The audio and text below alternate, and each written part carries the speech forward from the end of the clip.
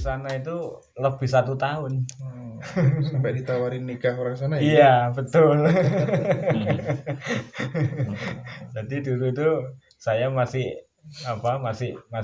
masih sedikit kuat lah. Jadi ya kelihatannya nggak kayak gini. Jadi dulu masih ini jenggot selalu bersih dulu tuh, walaupun ini dari dulu memang gini tapi selalu bersih, cuma rambut aja yang agak panjang gitu. Saya mendapatkan cerita teman saya di Jakarta itu, kebetulan beliau salah satu karyawati di BUMN, salah satu BUMN, itu menjadi tumbal perusahaan gitu. Menjadi tumbal yang dia sendiri diberikan kelebihan sebenarnya untuk bisa melihat, oh aku dijadikan tumbal sama direkturku gitu. Oh kuburanku disiapkan di sana, itu kelihatan nyata gitu. Cuman karena memang dia kedunungan barangkali, dia bisa lolos dari situ. Nah akibatnya kena anaknya yang kemudian mengalami gangguan fisik lah barangkali ya. Saya kurang jelas entah autis atau apa begitu. Nah, supaya kemudian bisa lepas dari hal-hal yang demikian, apakah kemudian ada penanganan khusus sebenarnya bisa dihilangkan semua itu? Bisa ya. Jadi gini, kalau dari sistem penetralisir kayak gitu ataupun target tumbal itu sebenarnya ada sistem. Satu, pengembalian sesaji. Pengembalian sesaji supaya tidak bisa terkena dampak anak turunnya. Dan lagi sudah putus di situ aja. Dan yang ditargetkan itu tidak bisa masuk dalam target. Selamat. Apakah itu juga berlaku untuk tumbal pesugihan, Ki? Memutus rantai itu bisa, Ki? Bisa. Kebetulan ya ada beberapa, kemarin di tahun ini juga ada beberapa yang untuk memutus pesugihan sudah saya lakukan di tahun ini juga, puji syukur hasil juga gitu. Jadi seperti Segoro Kidul ataupun apa yang katanya Blorong atau apa, ini sudah anaknya korbannya ini 3 orang, yang ini 5 orang anaknya, yang 3 ini sudah mati semua jadi tumbal pesugihan. Akhirnya mohon kepada saya untuk bantuan, ya sudah saya jalankan, memutuskan perjanjian itu, puji syukur ya saya lakukan aman dan berhasil. Besok juga orangnya datang ruatan, besok itu Suron tanggal 6 itu. Beliaunya juga datang satu keluarga. Gitu. Pada saat di lokasi begitu, apakah kemudian melihat melihat penunggu-penunggunya, tumbal yang dipasang itu mata dohir atau batin? Batin juga dohir. Jadi ada kalanya kita melihat itu pakai dohir, tapi saya kebanyakan yang dohir nggak saya hiraukan. Sebab apa, biasanya dohir itu banyak tipuan. Jadi kalau kata sini ini mesti benar. Pasti benar. Sekali lagi bahwa dawuh sejati bukan dari ucapan dan telinga, tapi hati dan perasaan. Seperti kemarin di Jombang juga gitu, ada suatu showroom, sakinya tidak laku, sakinya ya mohon petunjuk dan mohon bimbingan serta mohon bantuan ke saya supaya bisa berjalan, bisa mengeluarkan barangnya. Akhirnya ya saya pasang tumbal gitu. Tumbal keselamatan dan tumbal membangkitkan aura tempat itu tadi. Nah, akhirnya ya saya tes di situ dengan dua sistem saya, Mas. Pakai alat pusaka yang ada di sanggar itu. Nah, itu saya kasih gini, terus di daerah mana yang ada ini. Akhirnya dalam sini mengatakan kamu sekarang harus berjalan ke depan 3 langkah, geser ke kanan setengah langkah. Saya tunjuk gini yo, akhirnya di situ ada suatu barang. Jadi tackle-nya itu langsung dianu sama satpamnya, dipotong. Tak tahu di situ ada pusaka juga, pendeman barang lawas yang membangun gudang itu dulu. Itu contohnya. Jadi pakai ini juga. gitu. Untuk yang kasus terakhir itu Ki, Iya. kira-kira butuh budget berapa Ki? Jujur Ki. Kalau saya budgetnya itu gini, mohon maaf, masalah tenaga saya nggak mikir, Iya. masalah ubur sampai sesajinya Oh gitu. itu saya kalkulasi. Jadi Iya, gini, iya. harus belanja ini kayak dupa, kembang, kemaron dan lain-lainnya, minyak itu silakan beli.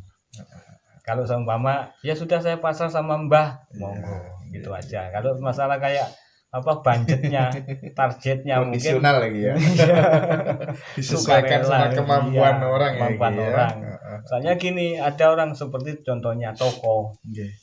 Orang punya toko itu belum tentu orang yang kaya. Betul, Nah, betul. Dia juga butuh mata pencaharian untuk Iya. menghidupi anak istrinya, juga butuh kebutuhannya sehari-hari. Terus lagi banyak lagi juga apa, kayak iurannya, tariannya. Jadi kayak bayar keter atau bayar apa. Nah, Iya. terus nanti dia mau ingin supaya ini lancar, tapi kalau semua kita pakai budget berapa, 10 juta, dia nek mampu. Iya. Nek nggak mampu itu gimana? Sedangkan orang ini juga butuh pertolongan. Oke. Ya wis monggo, sajene ae ubur rampene ae, cukup no sudah. Kalau ingat itu tanduran saya Mas, jadi untuk anak cucu. Nek nolong wong saiki ya besok-besok anak putune ya Betul, ditulung oke, wong oke. gitu. Akhir-akhir ini banyak sekali yang komunikasi sama saya Ki setelah nonton videonya panjenengan. Ada beberapa yang kemudian saya sebenarnya kasihan, berobat kemana-mana nggak berhasil, sudah habis uang banyak gitu. Itu ketika dia sempat ya putus asa lagi bahasanya, arahannya panjenengan apa? Apakah kemudian bisa saya antar ke sini, atau kalau misalnya orang yang nggak bisa jalan harus bagaimana Ki? Telepon atau gimana? Iya. Saya kalau masalah sakit atau pasien sakit atau orang minta tolong yang sekiranya punya penyakit itu saya tes dulu Mas. Jadi saya tes ini medis apa non medis.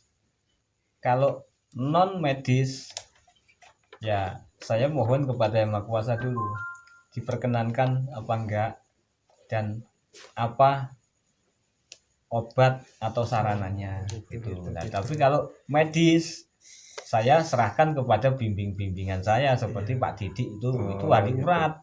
Iya. Itu ahli urat, ahli apa, tapi juga bisa mengontrol dia. Oh ini goib kecampuran. Nah, oh ini nanti gini, obatnya sekalian juga beliaunya yang anu. Seperti Pak Gatot ini juga gitu, Mas Gatot ini.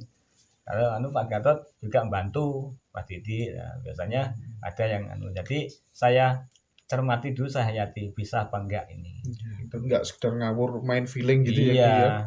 Ya. Main feeling sembuh. Tetap bimbingan gitu ya. Bimbingan. Nanti gini, kita pasang tarif, pasang budget. Nah, bisa sembuh. Pasti bisa sembuh, harus bayar sekian. Dikembalikan lagi. La haula wala quwata illa billah. Kita ini manusia. Iya. Semua itu dari Yang Maha Kuasa. Kemampuan dan daya kekuatan kita itu dari Gusti. Jangan takabur. Nanti kalau seumpama gini sudah bayar berapa ratus juta nggak sembuh gimana? Itu makanya saya nggak mau Mas. Apakah kemudian sakit itu memang ada yang jatah? Artinya jatah itu ngunduh woheng pakarti. Betul apa enggak itu kira-kira? Betul. Ada juga yang gitu. Terhadap kasus yang seperti itu yang panjenengan lakukan apa Ki? Ya harus nyuwun pangapura. Jadi seumpama gini, ngunduh woheng pakarti kalau dulunya itu pernah bersalah kepada saudaranya ataupun orang terus apa, terus orang itu meninggal. Nah, meninggal terus ini merasa menang, terus sekarang merasa sakit. Nah, merasa sakit setelah kemenangan itu merasakan sakit ataupun diganjar gak karuan, terus berobat kemana-mana. Saya mohonkan kepada Yang Maha Kuasa, oh ini dulu gini ya, kamu sekarang ya kudu nyuwun ngapura. Contohnya apa? Ya wis nek sing ragane iku mang wis dipendem tenging bumi, ya caranya gimana? sungkem ning makame, kuburane petilasane. Nah, terus lagi dengan apa? Suatu sesaji untuk pangruwah sukma. Pangruwah sukma. Jadi nyuwun ampunan, sukma kula nyuwun nyuwun pangapura. Iya. Sedaya keluputan kula nalika panjenenganipun raga panjenengan tasih gesang. Nah, ampun ngantos napa ingkang sampun kula tindakaken punika dados ridu wonten keluarga kula malih. Nah, niku. Jadi saya sarankan untuk itu. Bicara tentang penyakit, saya tadi ingat di jalan tadi dipesenin sama teman saya ki, Mbok yo aku ditakokno rek, sakit lambung itu kira-kira ini ada Pak Gadot, ada Pak Didik ya. Iya. Pak Didik barangkali nanti bisa memberikan masukan ya. Lambung itu kira-kira bagaimana ki penanganannya di rumah sendiri tanpa berobat bisa apa enggak gitu? Iya, bisa. Bisa ini. Saya juga 1 tahun yang kemarin, 1 tahun ini ya semenjak anak saya Kitan itu divonis oleh dokter itu lambung saya. Ternyata apa? Hanya 1. Ya, apa? Bukan 1 tahapannya. 1 pikiran. Kedua, itu minum segar-segaran. Bukan es loh ya. Segar-segar itu kayak daun serai, daun salam itu direbus atau dimasukkan ke air panas, nggak usah direbus, dimasukkan air panas, diminum. Kalau extra jus ki? Extra jus nggak bisa. Extra jus malah rusak nanti lambungnya. Nah, secara kebetulan kemarin tuh waktu dari Solo, waktu berangkat ke Solo itu ini masih sakit mas, sakit. Nah, terus saya didapat juga pengalaman dari sana itu terapi secara mandiri. Terapi sendiri itu olahraga simpel. Olahraga simpel itu katanya gini, ayo Ki Purbo, jenengan masih merasakan gitu sakit, iya. Lambungnya itu kena, iya. 1, air putih, terapi air putih. Terus masalah kopi juga harus dihindari, bukan dihindari tetapi disudo. Nek dihindari mesake kok sing biasa ngopi. Terapinya air putih tadi gimana? Air putih itu sebanyak-banyaknya. Ini sebanyak. Jadi jangan sampai kosong dininya. Terus lagi dengan terapi olahraga, jadi terapi diri. Jadi gerakan-gerakan yang kayak gini nih. Nah, terus gini. Ini saya dapat dari Punggawa Dalem juga di Solo kemarin. Pak Bambang itu. Jadi Raden Mas Haryo Bambang Irawan itu kemarin memberikan juga gitu. Lambungnya agak parah gitu jenengan dulu. Parah. Jadi 1 tahun kemarin itu 2019 itu saya merasakan sakit itu sangat-sangat sakit sekali. Jadi sudah divonis itu memang lambung saya hancur. Sebab nggak makan nasi berapa tahun? Puluh tahun, bukan nggak tahun, puluh tahun. Jadi nggak makan nasi, hanya makan daun singkong itu aja. Terus saya baru divonis tahun kemarin itu 2019 mau nikah mau kitanya anak saya bagus itu baru sama dokter Naja itu yang jenengan kedah maem kedadar sekul gitu. Akhirnya terus dikasih obat ya nggak seberapa ngefek gitu loh.